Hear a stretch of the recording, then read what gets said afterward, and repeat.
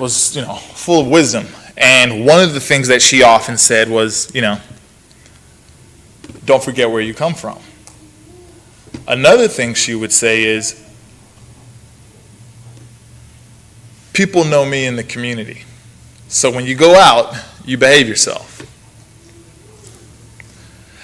This denotes the very same concept that exists in Eastern cultures. If Jamar goes out and acts a fool, well, my last name is Prince, for those of you who don't know, the whole family may not be shamed. But if everyone knows me as Prince, and they know my father as Prince, and my mother as Prince, and my brother as Prince, and you guys get the idea, then we all committed the crime. We're all sharing in the shame. This is one of the reasons why it's very important that Christians fly the Christian flag with honor and respect, because others are watching. Eyes are always on you. So-and-so is a Christian, but he did X, Y, and Z. And I didn't think Christians were supposed to do that. Maybe I'm wrong. So it defames the name of Christ. Let's look at a few other passages. Would someone get for me Proverbs 10:5, and another passage will be Proverbs 17:2.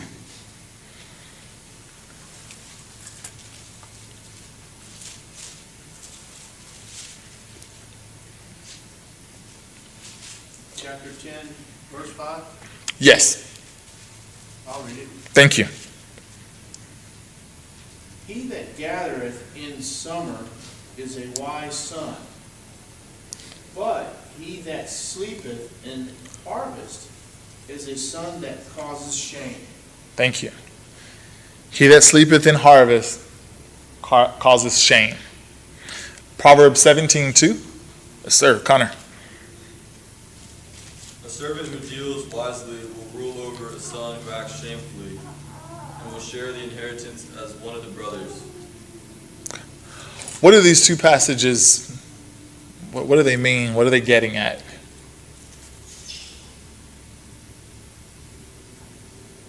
How to conduct yourself. Yeah.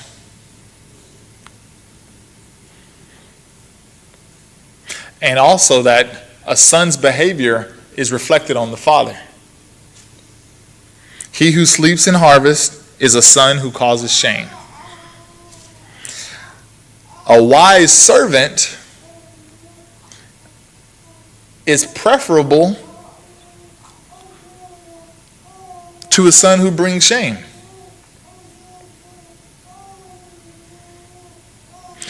Is a father responsible for his son's laziness?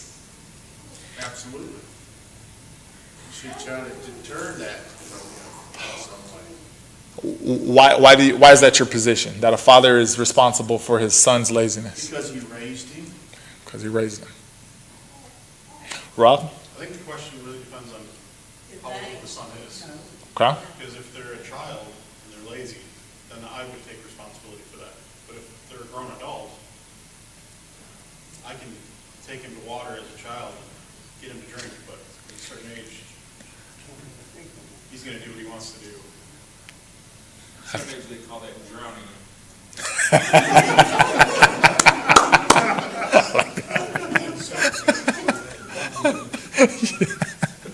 Yeah. Now, in America, what is that age? 18. So, it's pretty much, we all kind of wrap our arms around that particular age.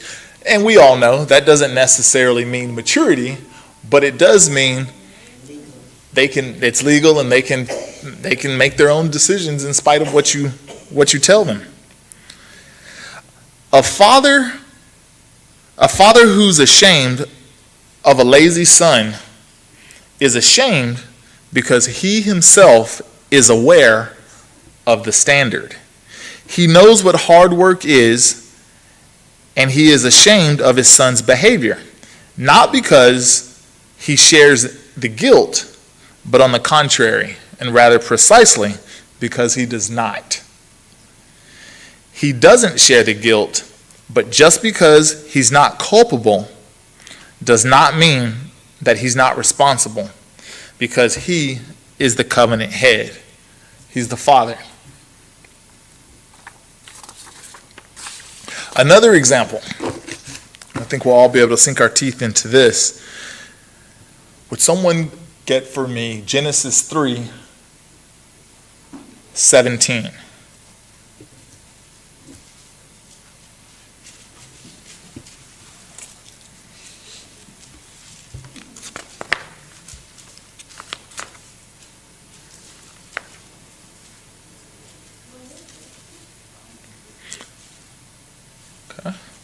I'll read this one.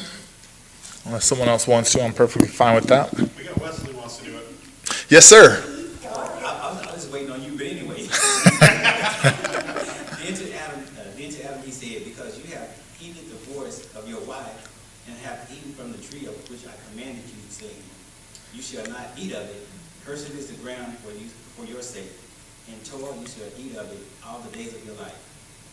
Okay.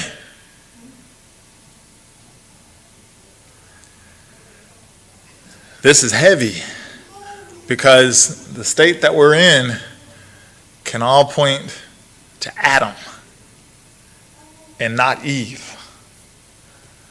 Why is that? Eve did it first. Eve planted the idea in the mind of Adam. Connor? He's head of the covenant, is he not? He is. He is head of the covenant. And that's what it boils down to. Responsibility flows in which direction? Up. Responsibility flows upward. In this case, Adam, the covenant head, abandoned his role as the head. He participated in the guilt, but could not escape being held responsible, although he tried. Adam had the chance and opportunity to exercise his authority, just as Job did, yet he did not. Remember, authority flows to those who take responsibility, and authority flees from those who try to evade it. Yes, ma'am. They were all responsible. Mm-hmm. Punished all three of them. You're absolutely right. You're absolutely right. In this particular case, they were all responsible. Satan, Eve, and Adam. They were guilty and they were responsible. But the whole human race is in its situation because of Adam. Adam was the one sentenced to death, too. That's right. Eve wasn't. She was because of Adam, but. See if I got my notes mixed up. I did. Woman can be saved through childbearing. Absolutely. Absolutely. We're commanded to be held responsible for things we didn't do.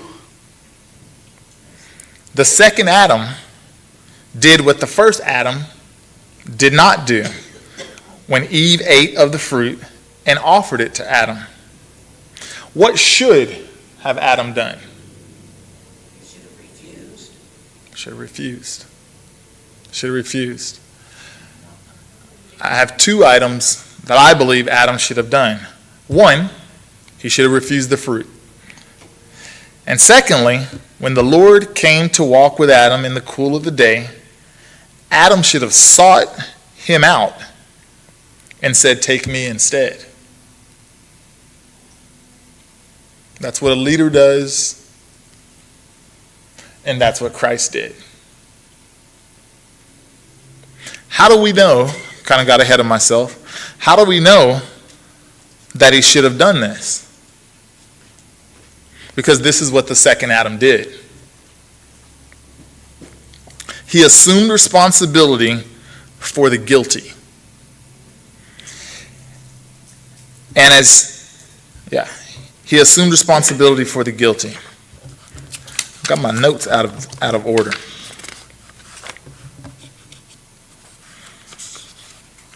And it's the same for husbands and wives. Paul says, husbands love their wives as Christ loved the church and gave himself for her. That's right. That's absolutely right. It's like you're looking at my notes. And together,